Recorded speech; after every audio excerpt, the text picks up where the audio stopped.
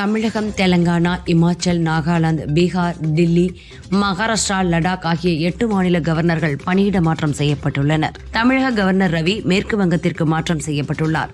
Kerala governor Sri Rajendra Viswanath Arlekar கூடுதல் பொறுப்பாக தமிழகத்தை கவனிப்பார் என குடியரசுத் தலைவர் திரௌபதி முர்மு உத்தரவிட்டுள்ளார். மேற்கு வங்க கவர்னர் ஆனந்த போஸ் தனது பதவியை ராஜினாமா செய்துள்ளார். 2022 நவம்பர் 17ஆம் தேதி கவர்னராக பொறுப்பேற்ற அவர் 3.5 ஆண்டுகள் பணியாற்றியது போதுமானது என தெரிவித்துள்ளார். T20 கிரிக்கெட் உலகக்கோப்பை அரையிறுதிப் போட்டியில் இங்கிலாந்து அணியை 7 ரன்கள் வித்தியாசத்தில் வீழ்த்தி இந்திய அணி இறுதிப் போட்டிக்கு முன்னேறியது. இறுதிப் போட்டியில் நியூசிலாந்து அணியுடன் இந்தியா மோதவுள்ளது. T20 கிரிக்கெட் உலகக்கோப்பை தொடரில் இங்கிலாந்துக்கு எதிரான அரையிறுதிப் போட்டியில் சாம்சனின் சிறந்த பேட்டிங், பும்ரா ஹர்திக்கின் சிறந்த பவுலிங், அக்ஷரின் சிறந்த ஃபீல்டிங் இந்தியா வெற்றிக்கு வித்திட்டது.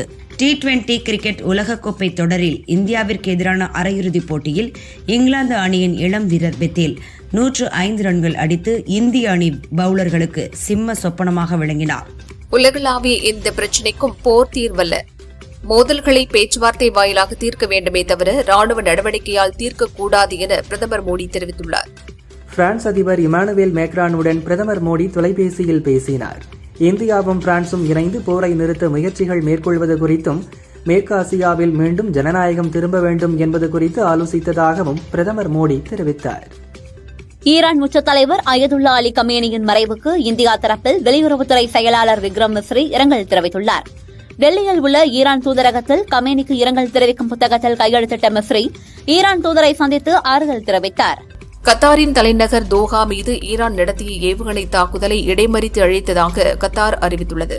பொதுமக்கள் பாதுகாப்பாக இருக்குமாறு கத்தார் அரசு வேண்டுகோள் விடுத்துள்ளது. அஜர்பைஜானின் நக்சிவன் சர்வதேச விமான நிலையம் மற்றும் அதன் அருகில் உள்ள பகுதிகள் மீது ஈரான் ட்ரோன் மற்றும் ஏவுகணை தாக்குதல்களை நடத்தியுள்ளது. இதில் 2 பேர் காயமுற்றனர். அமெரிக்கா, இஸ்ரேல் படைகள் தாக்குவதால் தற்காப்பில் ஈடுபடுவதை தவிர தங்களுக்கு வேறு வழியில்லை என ஈரான் அதிபர் பெசஸ்கியான் தெரிவித்துள்ளார். இந்திய பெருங்கடல் பகுதியில் சுமார் 130 வீரர்களுடன் சென்று ஈரானின் தேனா போர்க்கப்பலை எவ்வித எச்சரிக்கையும் இன்றி அமெரிக்கா தாக்கி அழித்தது. இந்த அட்டூழியத்தை செய்த அமெரிக்கா கசப்பான விளைவுகளை நிச்சயம் சந்திக்கும் என ஈரான் எச்சரிக்கை விடுத்துள்ளது. லெபனானின் பெய்ரூட் விமான நிலையம் அருகே இஸ்ரேல் நடத்திய ஏவுகணை தாக்குதலில் 3 பேர் உயிரிழந்தனர். ஹார்முஸ் ஜலசந்தியில் சென்று கொண்டிருந்த டேங்கர் கப்பலில் ஈரான் நடத்திய தாக்குதலில் மேலும் 2 இந்தியர்கள் உயிரிழந்தனர். இந்தியாவில் LPG, LNGக்கு பற்றாக்குறை இல்லை, மாற்று வழிகளையும் ஆராய்ந்து வருவதாகவும் மத்திய அரசு திட்டவட்டமாக தெரிவித்துள்ளது.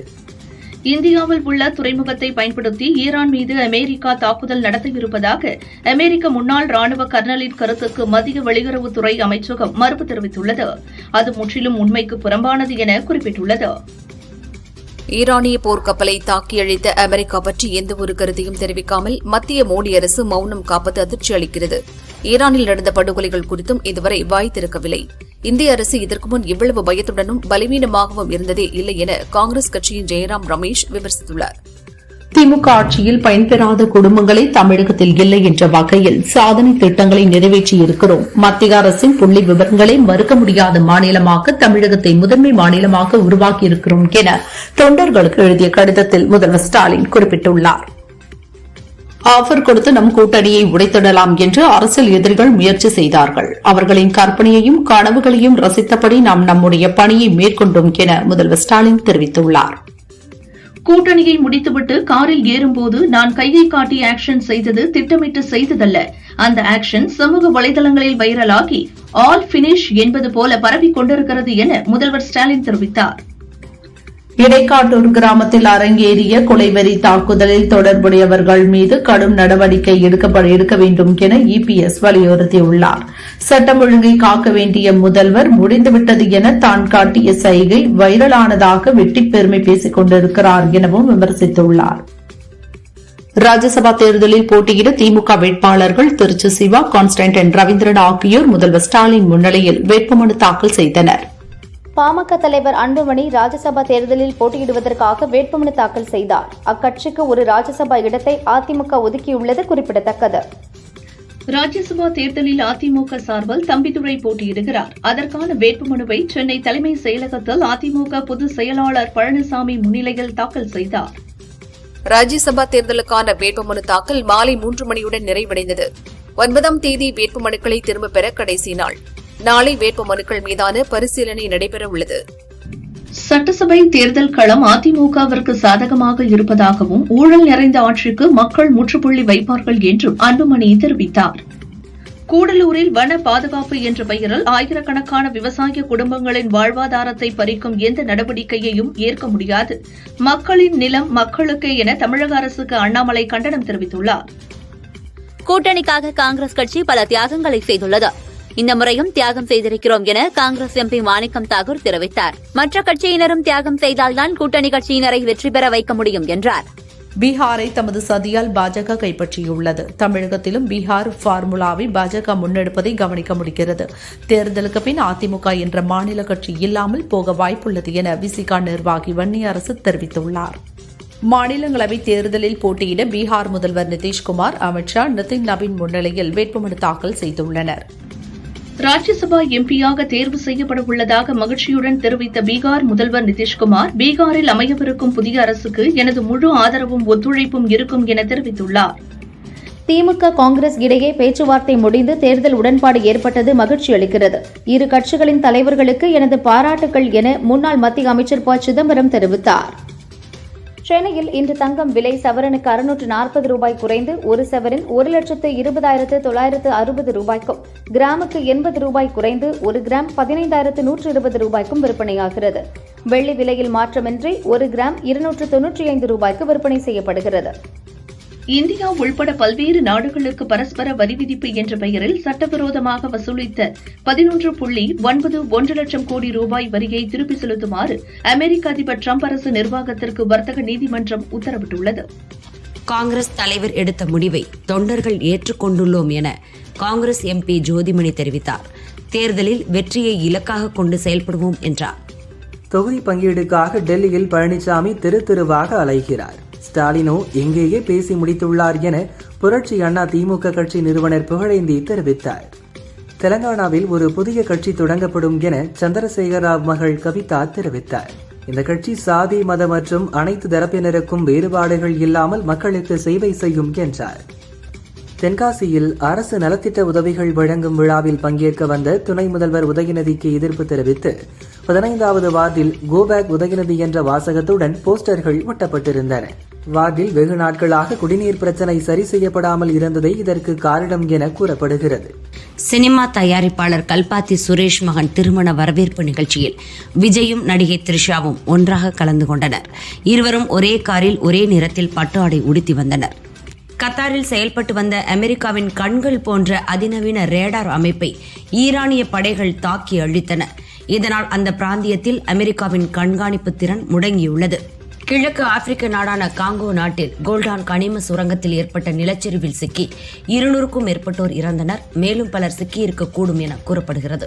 திருச்சியில் தனது வீட்டின் முன்பு தெருநாய் குட்டிகளை ஈன்றதால் ஆத்திரமடைந்த பெண் நாய்க்குட்டிகளை சுவரில் தூக்கி அடித்துள்ளார். இது தொடர்பான வீடியோ வைரலானது. விலங்குகள் நல அமைப்பினர் அந்த பெண்ணுக்கு எதிராக புகார் அளித்துள்ளனர். T20 உலகக்கோப்பை கிரிக்கெட் தொடரில் இங்கிலாந்து அணிக்கு எதிரான 2வது அரையிறுதிப் போட்டியில் முதலில் பேட்டிங் செய்த இந்திய அணி 20 ஓவரில் 7 விக்கெட் இழப்பிற்கு 253 ரன் எடுத்துள்ளது. ராஜ்யசபா தேர்தலுக்கான வேட்புமனு தாக்கல் நிறைவடைய ஒரு நிமிடம் இருந்த நிலையில் பாமக நிறுவனர் ராமதாஸ் உதவியாளர் சாமிநாதன் சுயேட்சையாக மனு தாக்கல் செய்துள்ளார். திருச்சியில் மார்ச் இறுதியில் 3வது மாநில மாநாட்டை நடத்த தாவேகா திட்டமிட்டுள்ளது. விக்கிரவாண்டி, மதுரையை தொடர்ந்து திருச்சியில் அடுத்த மாநாடு நடத்துவதற்கான இடத்தை தாவேகா தரப்பில் தேர்வு செய்துள்ளதாக தகவல் வெளியாகியுள்ளது. பழம்பெரும் நடிகையான லதா இன்று அதிமுகவில் இணைந்துள்ளார். பழனிசாமியை அலுவலகத்தில் நேரில் சந்தித்து இணைத்துக் கொண்டார். அவருடைய உறுப்பினர் அட்டையை பழனிசாமி வழங்கினார். நாங்குநேரி இரட்டை கொலையில் பலியான மாற்றுத்திறனாளி மற்றும் காயமடைந்தவர்கள் குடும்பத்திற்கு ஆறுதல் கூற சென்ற எம்எல்ஏ ரூபி மனோகரன் காரை பொதுமக்கள் முற்றுகையிட்டதால் அங்கு பெரும் பரபரப்பு நிலவியது. ராஜ்யசபா தேர்தலுக்காக வேட்புமனு தாக்கல் செய்த தம்பிதுரைக்கு நயினா நாகேந்திரன் வாழ்த்து தெரிவித்துள்ளார். தமிழக மக்களின் உரிமைகள் மற்றும் நலன்களுக்காக அவரது குரல் மீண்டும் ஒருமுறை பார்லிமெண்டில் வலிமையாக ஒலிக்க வாழ்த்துகிறேன் என்றார். வரும் 7ஆம் தேதி ஸ்டாலின் தலைமையில் மதுரை திருமங்கலத்தில் இணைப்பு விழா நடைபெற உள்ளது என முன்னாள் முதல்வர் பன்னீர்செல்வம் தெரிவித்தார். இதில் நிர்வாகிகள் அனைவரும் கலந்து கொள்ள வேண்டும் என கேட்டுக் கொண்டார். புதுச்சேரியில் குடும்ப தலைவிகளுக்கு மாதம் வழங்கப்படும் ரூபாய் 2500 உதவித்தொகையானது தேவைகளை கருத்தில் கொண்டு 2 மாத தொகை ரூபாய் 5000 மொத்தமாக வழங்கப்படும் என துணைநிலை கவர்னர் கைலாஷ்நாதன் அறிவித்துள்ளார். பிரதமர் மோடியின் ஒருநாள் நிகழ்ச்சிக்காக ரூபாய் 30 கோடி செலவாகிறது. பிரதமரின் வருகைக்காக கோடிகள் செலவழிக்கப்படும் அரசியல் கலாச்சாரம் தமிழகத்தில் வேரூன்றக்கூடாது. அதனால்தான் அதிமுக கூட்டணியை அரசியல் ரீதியாக தடுக்க வேண்டியது அவசியம் என காங்கிரஸ் எம்பி மாணிக்கம் தாக்கூர் தெரிவித்துள்ளார். தமிழக ஆதிதிராவிடர் மற்றும் பழங்குடியினர் மக்களுக்கான நலத்திட்டங்களுக்கு போதுமான நிதியை மத்திய அரசு ஒதுக்க வேண்டும் என செல்வ பெருந்தகை வலியுறுத்தியுள்ளார். ஒரு பள்ளி கல்வித்துறை அமைச்சர் எவ்வாறு பணியாற்ற வேண்டும் என்பதற்கு எடுத்துக்காட்டுதான் அமைச்சர் மகேஷ் என முதல்வர் ஸ்டாலின் பாராட்டியுள்ளார். ஜெயக்குமாருக்கு அதிமுகவில் சீட் கிடைக்கப் போவதில்லை, அந்த ஆதங்கத்தில்தான் பேசி வருகிறார். அவர் வேண்டுமானால் தாவேகாவுக்கு வரலாம் என ஜெயக்குமார் விமர்சனம் குறித்த கேள்விக்கு தாவேக நிர்வாகி செங்கோட்டையன் பதிலளித்தார். தேமுதிக சார்பில் ராஜ்யசபா வேட்பாளராக அக்கட்சியின் பொருளாளர் எல் கே சுதீஷ் அறிவிக்கப்பட்டுள்ளார். வேட்புமனு தாக்கலுக்கு முன்பு விஜயகாந்த் நினைவிடத்தில் அவர் வேட்புமனுவை வைத்து வழிபாடு செய்தார். தேர்தலில் திமுக மிகப்பெரிய வெற்றியை பெறும். அதிமுக தனியாக நின்றிருந்தால் கூட 2 ஓட்டு அதிகமாக வாங்கியிருக்கும். ஆனால் இப்போது பாஜகவுடன் போய் சேர்ந்ததால் பல தொகுதிகளில் டெபாசிட் இழக்கப் போகிறார்கள் என அமைச்சர் அன்பரசன் தெரிவித்துள்ளார். தவிக சார்பில் சட்டசபை தேர்தலில் போட்டியிடும் வேட்பாளர்களின் பெயர்களை அக்கட்சியின் தலைவர் விஜய் 2 வாரங்களில் வெளியிட உள்ளதாக தகவல் வெளியாகியுள்ளது. ஓபிஎஸ் திமுகவுக்கு சென்றது ஒருநாள் பத்திரிகை செய்தி மட்டும்தான். அவரால் திமுகவிற்கு ஒரு பயனும் இல்லை. ஸ்டாலின் தான் ஏமாந்தார் என பாஜக மாநில பொதுச் செயலாளர் ராம சீனிவாசன் தெரிவித்துள்ளார். ராஜ்யசபா தேர்தலில் காங்கிரஸ் வேட்பாளராக வடகிழக்கு மாநிலங்களுக்கான காங்கிரஸ் பொறுப்பாளராக உள்ள திருச்சியை சேர்ந்த கிறிஸ்டோபர் திலக் அறிவிக்கப்பட்டுள்ளார். அதிமுக கூட்டணியில் ஃபார்வர்ட் பிளாக் கட்சிக்கு 3 தொகுதிகளை கேட்டு பெறுவோம் என அக்கட்சியின் தேசிய துணைத் தலைவர் பி.வி. கதிரவன் தெரிவித்தார். கர்நாடக மாநில அதிமுக செயலராக இருந்த புகழேந்தி புரட்சி அதிமுக என்ற புதிய கட்சியை துவக்கியுள்ளார். இந்திய கிராமப்புறங்களில் கல்வியை விட குட்கா வாங்க மக்கள் அதிகம் செலவிடுவதாக ஆய்வு ஒன்றில் அதிர்ச்சி தகவல் வெளியாகியுள்ளது. தங்கள் வருமானத்தில் 2.5% மட்டுமே கல்விக்காகவும், அதே நேரம் புகையிலை பொருட்கள் வாங்க, குறிப்பாக குட்கா வாங்க 4% செலவிடப்படுவதாகவும் தெரிவித்துள்ளது. இந்தியா வந்துள்ள கனடா பிரதமர் மார்க் கார்னி பல்வேறு புரிந்துணர்வு ஒப்பந்தங்கள் செய்துள்ளார்.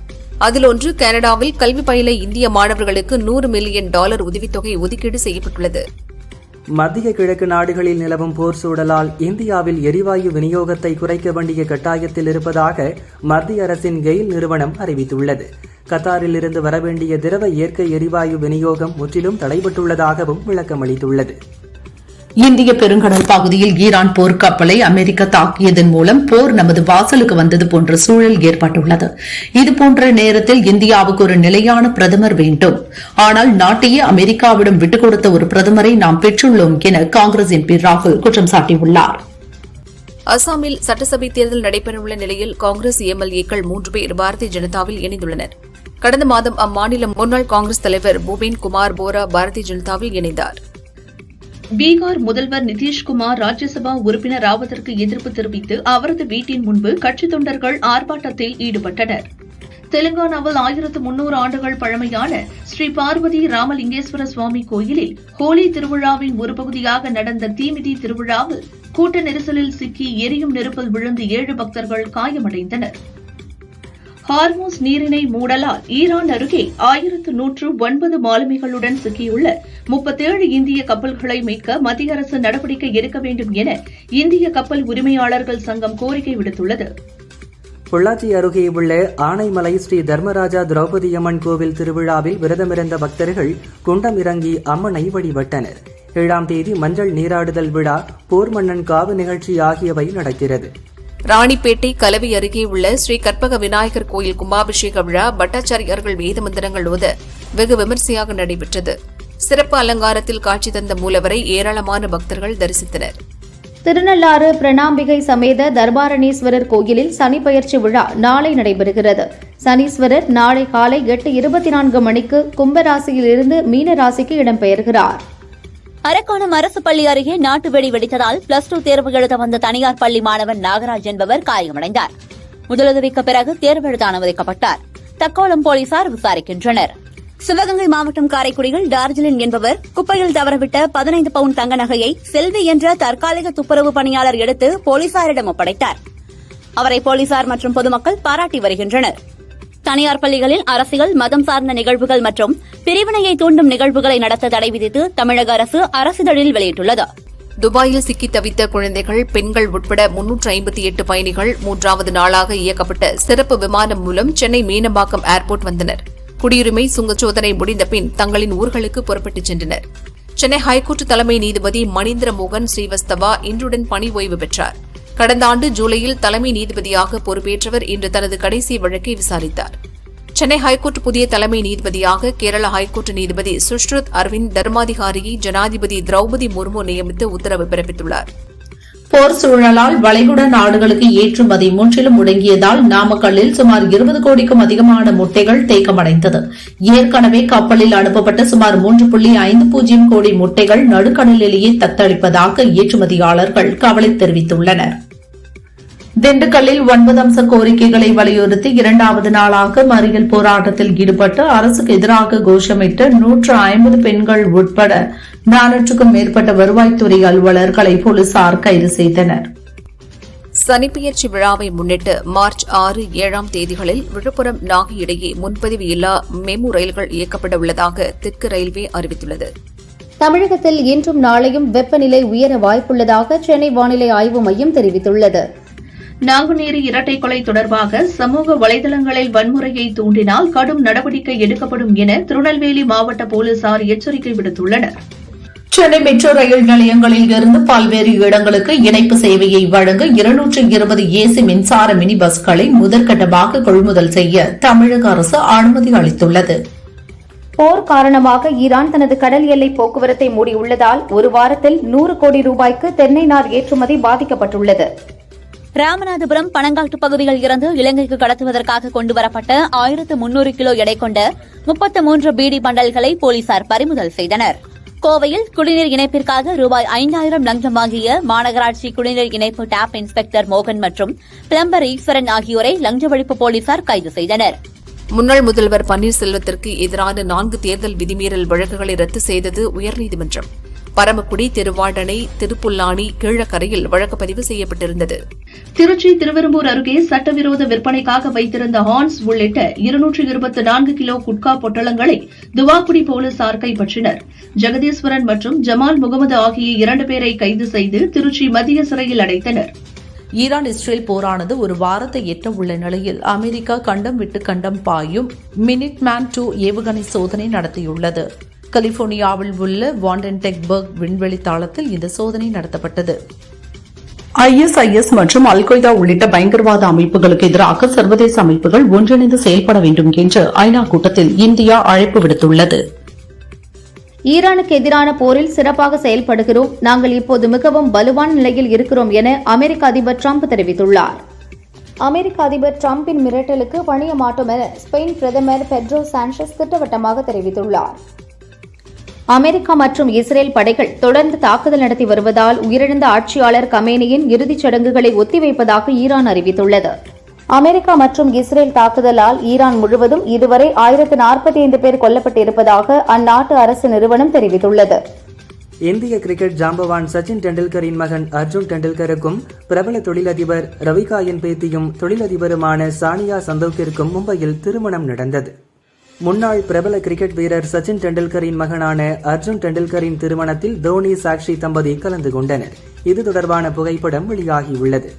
ஹரிசங்கர் இயக்கத்தில் பவன் கல்யாண் நடித்த உஸ்தாத் பகத்சிங் படம் மார்ச் 26 வெளியாகும் என அறிவித்திருந்தனர். ஆனால் மார்ச் 19 வெளியிட திட்டமிட்டிருந்த நடிகர் யஷின் டாக்ஸிக் படம் தள்ளி வைக்கப்பட்டதால் உஸ்தாத் பகத்சிங் படத்தை ஒரு வாரம் முன்பே 19 வெளியீடு செய்வதாக அறிவித்துள்ளனர். படத்தின் பாடல்களுக்கு தேவி ஸ்ரீ பிரசாத், பின்னணிக்கு தமன் இசையமைக்கின்றனர். ஸ்ரீலீலா, ராஷி கண்ணா நாயகிகளாக நடித்துள்ளனர்.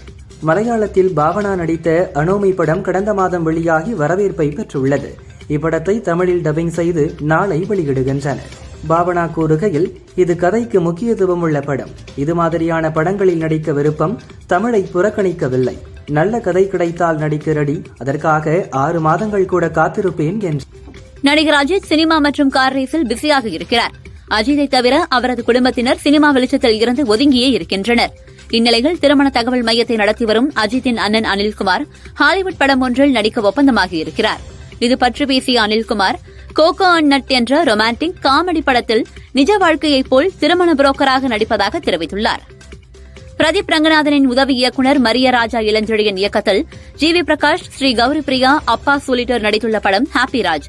ஜஸ்டின் பிரபாகர் இசையமைத்துள்ளார். இப்படம் மார்ச் 27 ரிலீஸ் ஆகும் என அறிவித்துள்ளனர். ஹிந்தி படங்களில் நடித்து வந்த மறைந்த நடிகை ஸ்ரீதேவியின் மகள் ஜான்வி கபூர் தெலுங்கில் தற்போது ராம்சரணுடன் பெத்தி படத்தில் நடித்து வருகிறார். ஜான்வி கூறுகையில், ஆந்திரா, தெலுங்கானா, தமிழகம் ஆகிய மாநிலங்களின் கலாச்சாரத்துடன் நான் மிகவும் இணைந்திருப்பதாக உணர்கிறேன். இந்த கலாச்சாரம் எனக்கு பரிச்சயமானது, என் அடையாளத்தின் ஒரு பகுதி. தமிழில் ஓரளவு பேசத் தெரியும், தெலுங்கு பேச பயிற்சி எடுத்து வருகிறேன் என்றார். சிவகுமார் முருகேசன் இயக்கத்தில் ராதிகா நடித்த தாய்க்கிழவி படம் வரவேற்பை பெற்றுள்ளது. படத்தில் நடிகர் கமலின் ரசிகராக நடித்த சிங்கம் புலியின் நடிப்பை பலரும் பாராட்டினர். படவிழாவில் பேசிய அவர், இதுவரை கமலை பார்த்ததில்லை. ரஜினி ரசிகராக இருந்தாலும் படத்தில் கமல் ரசிகராக நான் நடித்திருந்ததை பார்த்த பிறகு கமல் பாராட்டுவார் என நம்புவதாக கூறியிருந்தார். அதன்படியே படத்தை பார்த்த கமல் சிங்கம் புலியை நேரடியாக அழைத்து பாராட்டியுள்ளார். நடிகர் பரத் நடித்த பல படங்கள் தோல்வியடைந்துள்ளன. அவர் நடித்த 555 படத்தில் உடலை மெருகேற்றி சிக்ஸ் பேக் வைத்திருப்பார். அதற்காக பட்ட சிரமங்களை பகிர்ந்துள்ள பரத், சிக்ஸ் பேக் என்பது விபரீதமான முயற்சி. இதனை தயவு செய்து யாரும் முயற்சிக்க வேண்டாம். உடல் உறுப்புகள் கடுமையாக பாதிப்படையும். அதற்கு பதிலாக உடலை நார்மலாக கட்டுக்கோப்புடன் வைத்துக் கொள்ளுங்கள் என்று அறிவுரை கூறியுள்ளார். சத்யராஜ், நீங்கள் யார், தியாகியா, அரசியல்வாதியா, திரைப்பட நடிகரா என டைரக்டர் பேரரசு கேட்டுள்ளார். சினிமா தொழிலில் இருந்து கொண்டு நடிகர்களை இனிமேலும் சிறுமைப்படுத்தி பேசாதீர்கள் என்றார்.